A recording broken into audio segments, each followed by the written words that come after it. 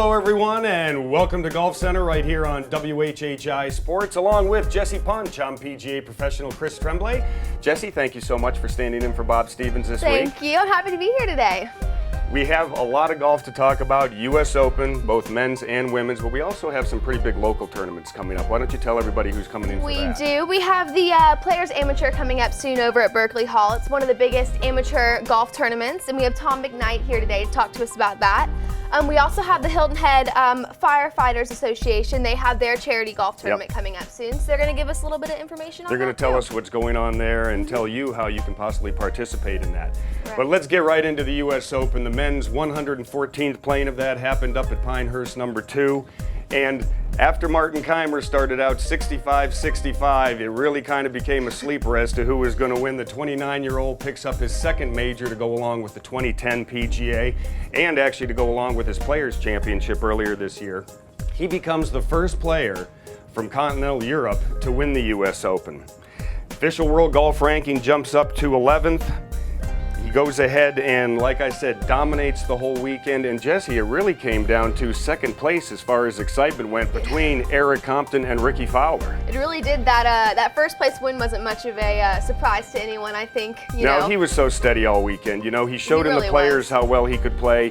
He started out with a pair of 65s. You know, ran away. He had the 6-shot lead, 5 shots after Saturday's round. And with the exception of Sunday, when Eric Compton did pull within 4 of them at one point, he really kept the ball in his court, and now he's the U.S. Open champion. But let's talk a little bit about Eric Compton and Ricky Fowler. Let's start out with Eric Compton, because this is a great story right here. He really does. He really does have a great story. He's undergone 2 heart transplants. The first one was truly amazing. He was only 12 years old when he had that first one, so I think that really just shows how much he's been able to push shows how much heart he has to be playing and play that well, correct? Absolutely. Exactly. You know, he qualified for the 2015 Masters, this tie for second. And he did not know that until he got done and was being interviewed Sunday. They told him he'd qualified for the Masters, and all of a sudden his eyes got really big. The reaction, yeah, he realized it. But I mean, it's really great for him. He's a great story. It's great publicity for him to share his story with people. But not only for Eric Compton, but also Ricky Fowler, another great golfer. Ricky Fowler is only 25 years old. Yes. And he's a golfer that's been known for maybe making more of a brand for himself and not as much of a golf game. So it was a really good showing for him this weekend. You know, talking about Ricky, 2011, his teacher from when he was from childhood, his golf teacher passed away. He hadn't had anybody for a year or so. He went to Butch Harmon because he went to Butch and really said, look, I'm known for my clothes, but I'd like to be known a little bit more for my golf game. And needless to say, with his second straight top 5 in a major, he came in tied for 5th at the Masters back in April. He has shown that he is definitely major caliber, and you know, he made a double bogey early in the round on Sunday. It looked like the round could get away from him, but he really regrouped and hung in there. And like I said, you know, great playing by Ricky Fowler, and now I think we're going to see even more orange and blue out there on tour. That's well, for I know sure. At the beginning of this year, he actually made a statement saying, you know, I want to show up. I want to be known as a good golfer, not just someone who wears that bright orange and represents that Puma there. He wants to be known as a good golfer, and I think he really did prove himself this weekend. He wants to win a major like his big brother Bubba, that's for sure. Let's talk about some of the other players that played well. Tying for 4th, Keegan Bradley, he closed with 67. Jason Day, who always seems to be up there when he's healthy. Brooks Koepka, Dustin Johnson, who was my pick last week for a long hitter to play well, and Henrik Stenson.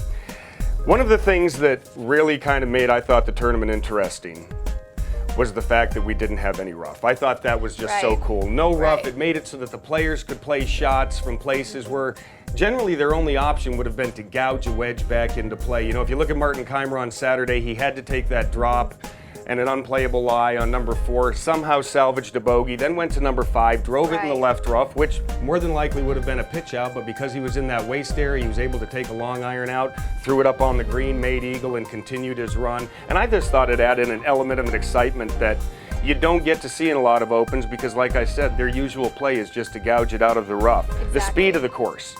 Course was hard and fast. It was fun to watch, and you know, when those balls got on the green, it was pretty funny to watch a ball get up on the green and then roll off. And you even saw a few of the pros putt it off the green, which is something you hardly ever see. So we ought to see, and we're going to talk about the women here in a sec to see how that goes. Now, next year, the U.S. Men's Open is at Chambers Bay in Washington, another course that's going to be playing more like a British Links course than your typical US Open course. So it ought to be fun to see how that plays out. PGA Tour's in Hartford this week. So let's jump over now and talk about the women being there, because there's been a little criticism about the women playing right after the men.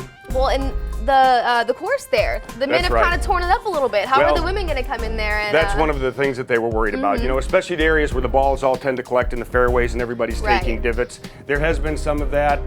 You know, we're going to have to see how that plays out, but for the most part, I think the ladies got a pretty good feed on how the course plays by watching the men, and you heard some of the gals talk about how they talk to these guys on tour about the course and how it played, and some of their caddies. So I think it adds an element of excitement. The viewers are going to have a different view because they've already seen the men on it and they can see how the women do. Some of the favorites, Inbee Park, I really like her a lot. You know, last time out she shoots 61 to win by 3 over Christy Kerr. She's putting well.